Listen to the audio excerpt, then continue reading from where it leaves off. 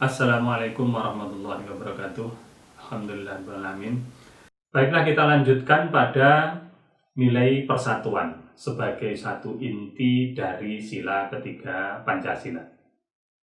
Pengembangan teknologi termasuk teknologi informasi saat ini makin canggih dan berpotensi menghilangkan batas-batas negara secara fisik. Dampak negatifnya seperti saat ini kita tahu banyak hacker, cracker, defector, kemudian juga karder dan lain sebagainya yang itu menyerang kehormatan manusia, itu juga menyerang harta kekayaan, dan itu juga dapat membahayakan negara. Melalui satu penyadapan, komunikasi, bahkan perusakan data, semuanya dapat dilakukan. Kemudian sekarang juga banyak influencer, kemudian juga hater, kemudian juga buzzer yang semuanya melakukan ujaran-ujaran kebencian di media sosial.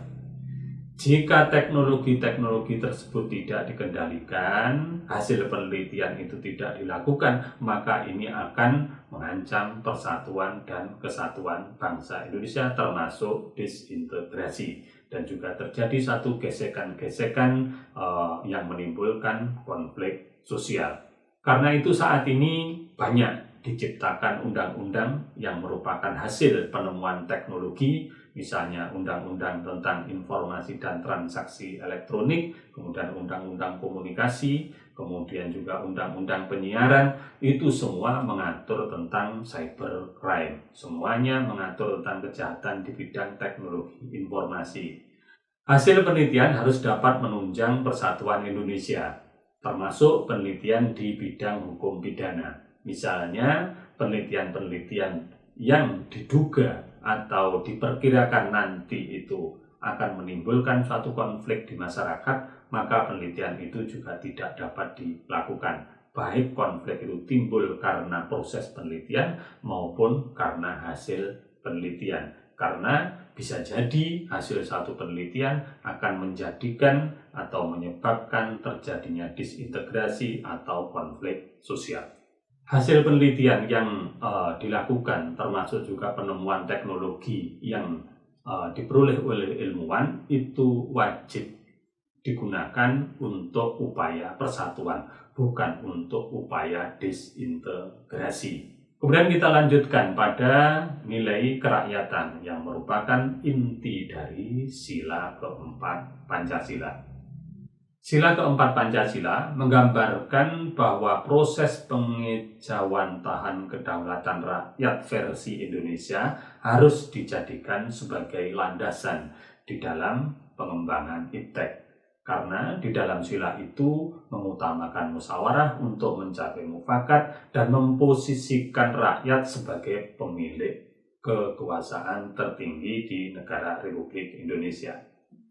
Berkaitan dengan pengembangan iptek, maka pengertian rakyat juga dapat dimaknai sebagai semua sumber daya manusia, ilmu pengetahuan dan teknologi dan atau kelembagaan ilmu pengetahuan dan teknologi untuk selalu wajib menyampaikan hasil penelitian melalui publikasi ilmiah, termasuk mengadakan diskusi ilmiah dalam rangka diseminasi hasil penelitian dan pengembangan ilmu. Ini diatur di dalam Undang-Undang tentang Sistem Nasional Iptek pasal 21. Ini membuktikan juga bahwa kerakyatan, nilai demokrasi, musyawarah, mufakat, dan juga pelibatan semua masyarakat ilmiah dalam pengembangan ilmu pengetahuan itu menjadi suatu titik tumpu dalam pengembangan iptek. Melalui proses tersebut, dipastikan akan tercipta saling menghormati pendapat orang lain dan bermusyawarah jika ada permasalahan, baik yang berkaitan dengan proses maupun hasil pengembangan iptek. Objek yang dimusyawarah pun bukan berkaitan dengan kebenaran ilmiah dan bukan pula pada kebenaran ilmiah yang ditentukan berdasarkan voting, melainkan yang dimusyawarahkan adalah objek yang akan diteliti maupun hasil penelitian yang publikasinya akan dilakukan. Melalui musyawarah tersebut akan tercipta asas transparansi bahwa penyelenggaraan ilmu pengetahuan dan teknologi terbuka dan memberikan kesempatan yang sama bagi semua pihak yang berkepentingan dalam rangka berpartisipasi, sekaligus menjamin akses pada setiap warga negara untuk melakukan pengembangan teknologi dan pengembangan ilmu. Melalui musyawarah tersebut juga dapat dilaksanakan konsep-konsep yang penting bagi kehidupan, yaitu asas penghormatan terhadap pengetahuan tradisional dan kearifan lokal, sehingga penyelenggaraan IPTEX memberi rasa hormat dan penghargaan terhadap pengetahuan tradisional dan kearifan lokal yang dimiliki oleh masyarakat di wilayah Republik Indonesia. Kemudian kita lanjutkan pada yang terakhir, yaitu nilai keadilan sebagai satu inti dari sila kelima Pancasila. Keadilan sosial juga menjaga keseimbangan antara kepentingan individu dengan masyarakat, antara kepentingan lahiriah dan batiniah, dan juga antara kepentingan jangka pendek dengan jangka panjang. Dan karena itu maka kepentingan individu tidak boleh selalu dikalahkan oleh kepentingan umum. Pengertian keadilan sosial adalah keadilan bagi masyarakat, bukan keadilan bagi individu.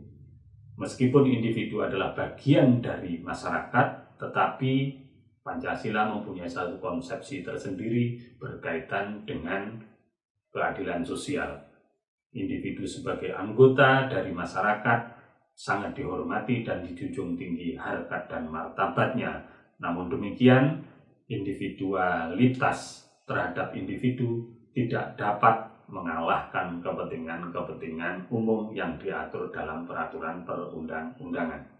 Kita bisa melihat penjelasan pasal 2 huruf C Undang-Undang Sistem Nasional IPTEK yang mengartikan bahwa asas keadilan sebagai suatu kondisi adanya keadilan secara proporsional bagi setiap warga negara atau insan ilmu pengetahuan dan teknologi dalam penyelenggaraan ilmu pengetahuan dan teknologi.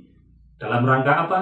Dalam rangka untuk pembangunan nasional, peningkatan kualitas hidup dan kesejahteraan masyarakat, serta meningkatkan kemandirian dan daya saing bangsa dalam rangka memajukan peradaban bangsa melalui pergaulan internasional. Ini merupakan suatu bukti bahwa sila-sila di dalam Pancasila, mulai dari nilai ketuhanan, nilai kemanusiaan, nilai persatuan, nilai kerakyatan, dan nilai keadilan, semuanya memberikan satu kontribusi terhadap pengembangan dan penerapan ilmu pengetahuan serta teknologi di Indonesia. Itulah yang bisa saya sampaikan. Mohon maaf apabila ada kesalahan. Terima kasih. Assalamualaikum warahmatullahi wabarakatuh.